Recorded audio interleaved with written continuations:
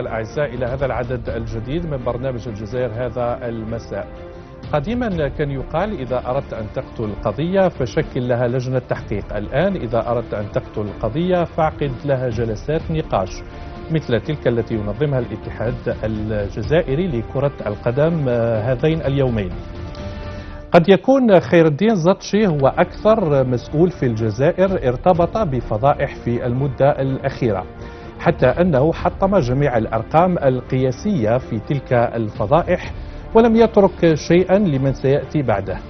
لكن أكثر شيء حطمه زطشي في مدة قصيرة هو سمعة كرة القدم الجزائرية، ولعل القرار الأخير والطريقة البدائية في كيفية ترشيح ممثل الجزائر لمنصب في الكاف ثم رفض الملف نتيجة تجاوز الآجال القانونية لا دليل آخر على سوء التسيير، وإن كان هذا الوصف يعد قليلا على ما يفعله السيد زطشي وجماعته. أكثر جريمة ارتكبها رئيس الفاف هو جعلنا نترحم على أيام روراوة بكل سلبياته وديكتاتوريته واستبداده وعنجهيته. نقول هذا الكلام حتى لا يردد البعض أننا ننتقد زطشي حبا في الرئيس السابق أو تغزلا به أو طمعا فيه.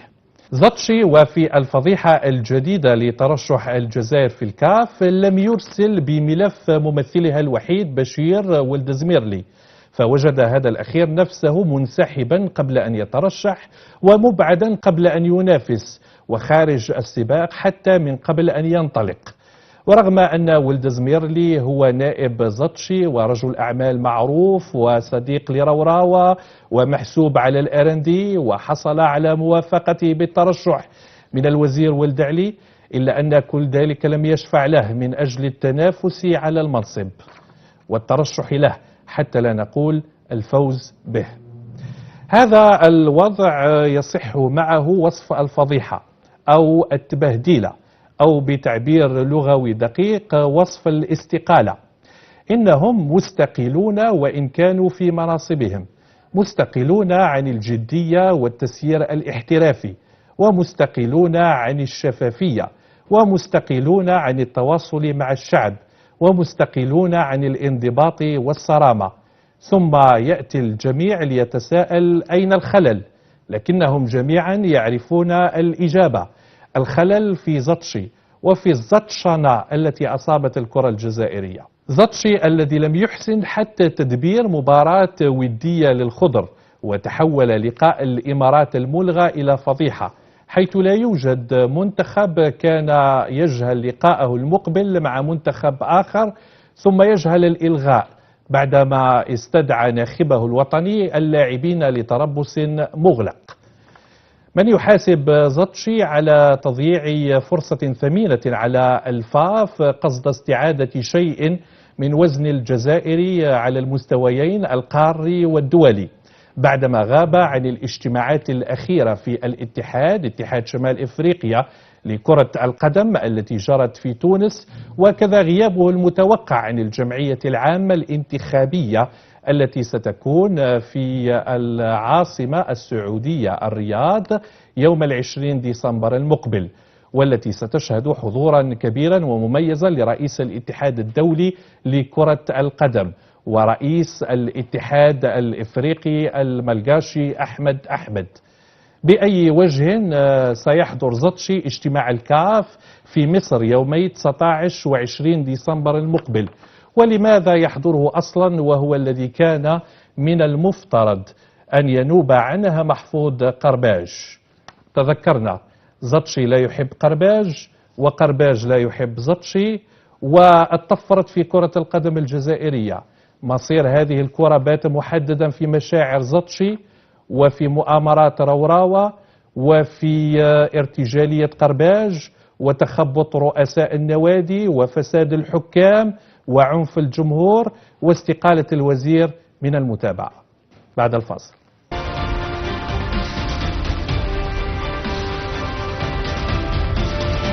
وللحديث عن هذا الموضوع المتعلق بهذه الجلسات أو الأيام التي عنونت بإعادة بعث الكرة الجزائرية مرة أخرى، معي عبر الهاتف الزميل الصحفي رفيق وحيد اللي كتب مقال اليوم في جريدة الخبر يشكك فيه أنه مشاكل كرة القدم الجزائرية لا يمكن حلها في 48 ساعة أو في ملتقى يدوم يومين. رفيق وحيد، مساء الخير. والسؤال الأول، كيف ترد على من يقول بأن هذا الملتقى هو بداية صحيحة لإعادة الأمور إلى نصابها مرة أخرى؟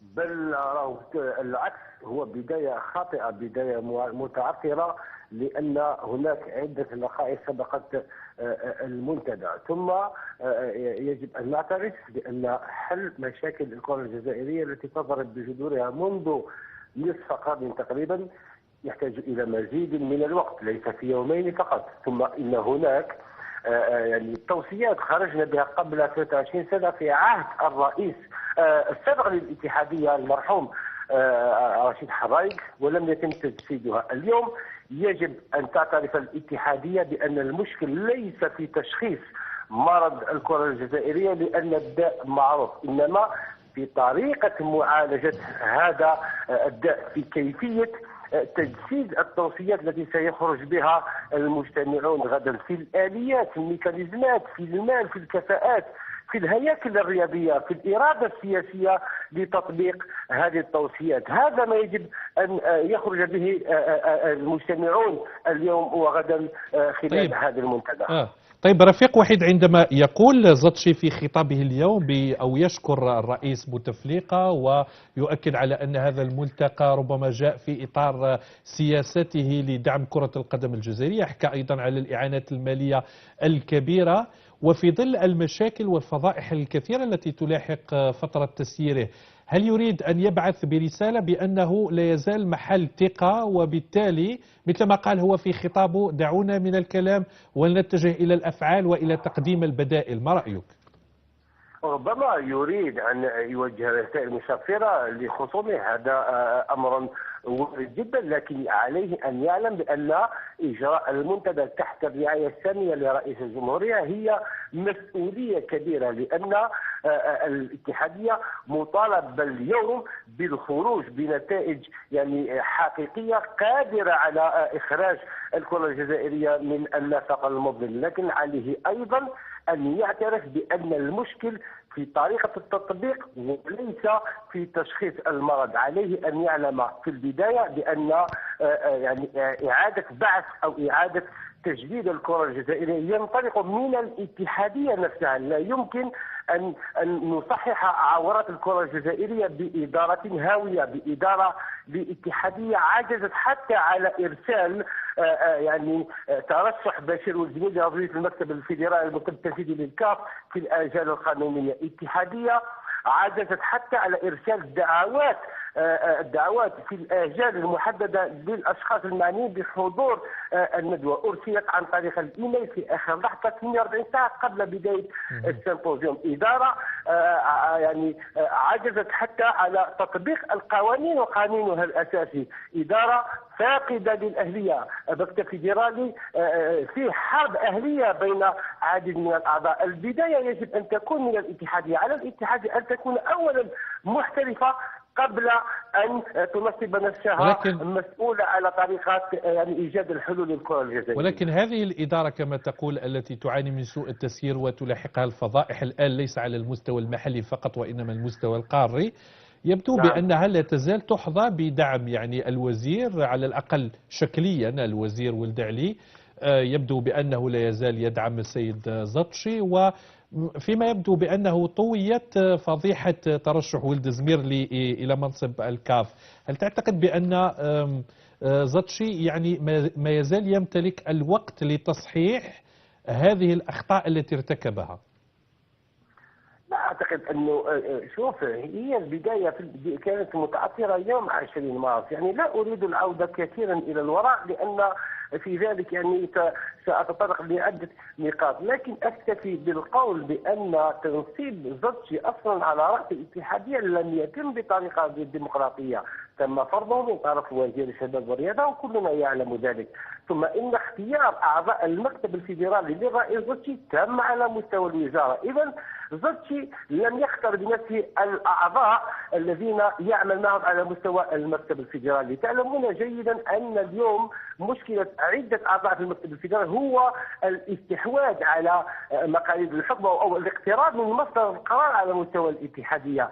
تم تجاهل اليوم دور المديريات على مستوى الفاص، يعني المنتخبون يعطون السياسة الشاملة والتطبيق يكون على مستوى المديريات للاتحادية. هناك فرق، لكن ما يحدث اليوم هو السطو على صلاحيات الإدارة، السطو على صلاحيات اللجان القانونية. يعني هناك خلط وعدم فهم لطريقة التسيير الاحترافي على المستوى الاتحادي.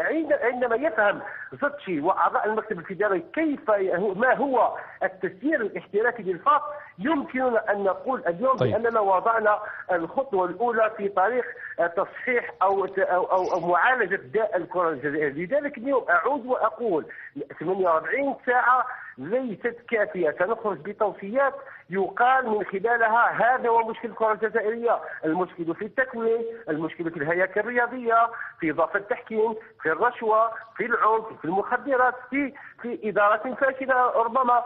لكن لا أحد سيضمن لنا حتى وإن كانت الندوة تجري تحت الرعاية التامة لرئيس الجمهورية، لا أحد يمكن أن يضمن لنا طريقة وكيفية تنفيذ التوصيات. شكرا.